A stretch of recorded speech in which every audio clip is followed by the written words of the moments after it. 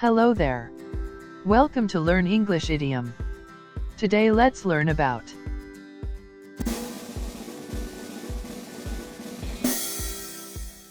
idle hands are the devil's workshop. Meaning, someone who is unoccupied and bored will find mischief.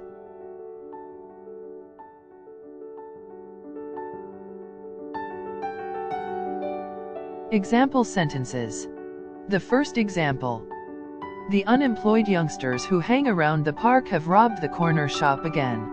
Idle hands are the devil's workshop. The second example. We try to keep our kids busy with various jobs and activities during their summer break. Idle hands are the devil's workshop, after all. Thank you for watching.